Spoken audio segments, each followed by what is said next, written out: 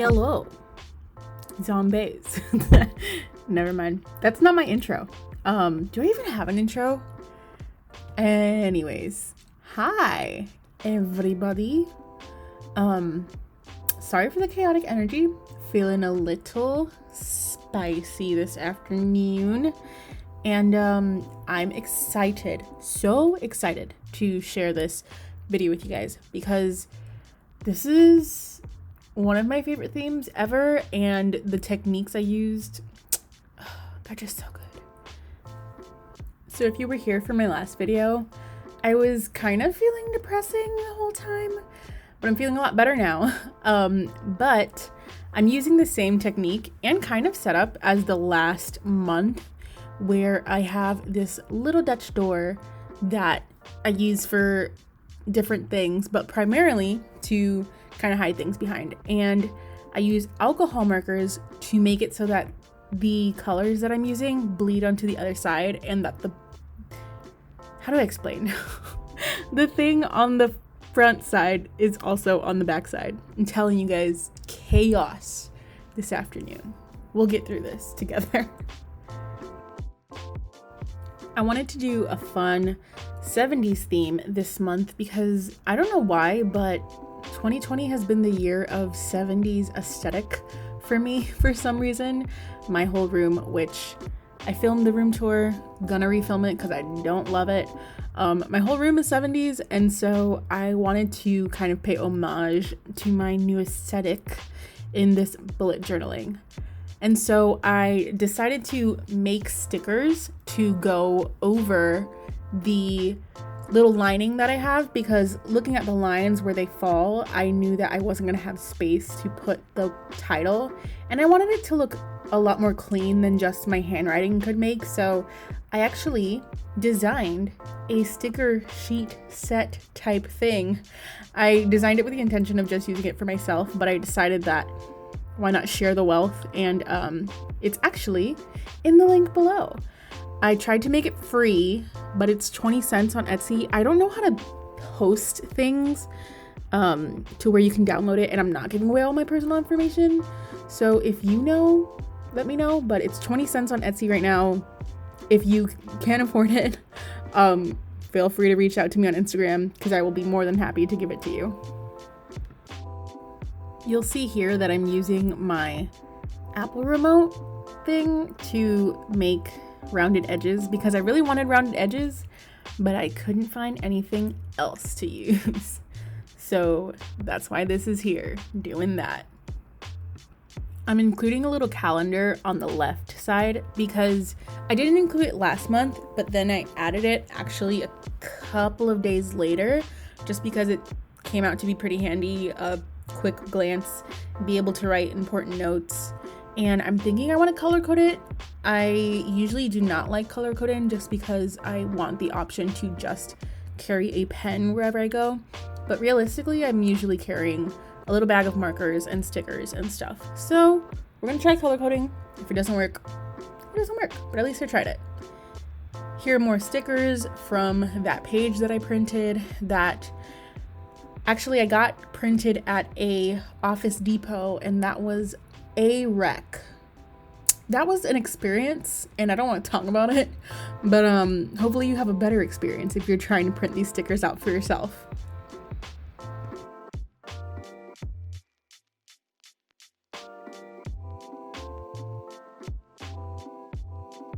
Moving right along to spread numero dos. Hopefully you can better see what I was talking about. I kind of speed explained it, assuming that you watched my last video, but if you didn't, you could always watch it right after this one. It's fine. But as you see, the colors are on both sides of that Dutch door, and I just think that looks so cute, especially how you can see the little flowers poking in there on the bottom corner. So this is where I put my to-dos. It's a great place to hide them. So I put that little sticker there from a little sticker book, but I ended up not liking it, so I removed it, put a different sticker. And on the right side of this spread, I do my little grid of tracking my emotions. So it's MPE, which I use for mood, productivity, and energy. And basically, it's just a numeric symbol that I use to kind of rate my day from 1 to 10 on these different identifiers. And it's so good. I cannot recommend enough if you're somebody that deals with depression or anxiety, lack of motivation, lack of energy, like I do. Shout out to anybody else on medications. Hashtag mental health is important. So this is honestly one of the best things that I could ever do.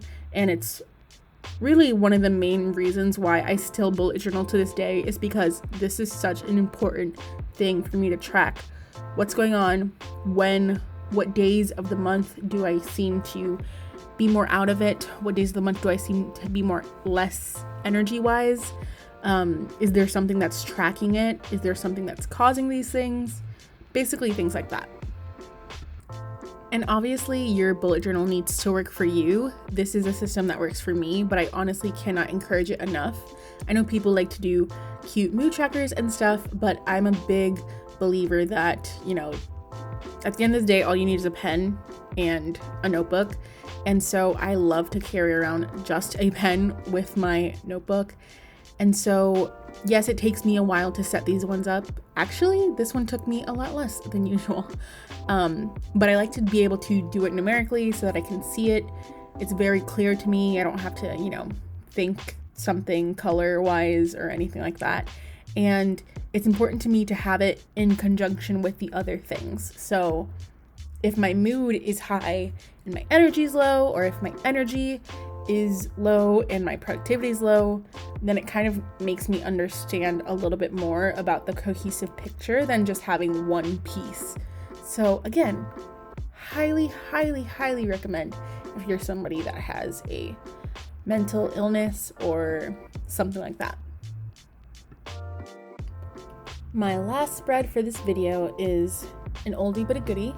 It's my habit tracker. And it's another one of those things that I kind of missed when I was away from bullet journaling for a while from the beginning of this year. So I'm thankful to be back. And I don't know why, but last month and this month I've done full page habit trackers. Usually I don't, but I don't know. It's cute. And I got a lot of extra space in my bullet journal this year since I didn't do 4 months. So this is a cute little one that I got the inspiration from Pinterest, and I kind of go into that in my last video, which again, you should watch. But this is my habit tracker. I like to only track 6 things, and sometimes those things rotate. This month they're different than last month. So I'm trying to make it look cute. I have these markers that are the Archer and Olive acrylograph pens, which everybody's talking about. I know. However, this is a little review, I guess. I don't know, maybe it's just this color. To be fair, I have not had an issue with these markers at any other point than just now, but it is streaky, and I did 2 coats, and it still just doesn't look the best. Maybe that's just this color. I want to give it the benefit of the doubt, but that is my honest review of these markers and or / just this color. Also, side note, these 3 lines that match the lines on my cover page are just the same exact markers that I used on a label paper and cut out so that they're not blading through to the other side on this page, because I don't want that on this page. But it worked out. It looks good, and I actually made a couple of these to use as stickers for the rest of the month. For my final page, I'm just writing notes in a different 70s font than what I did on my cover page, and just adding some stickers because this page needs to have as much space as possible because I use this for work notes. So that's pretty much it.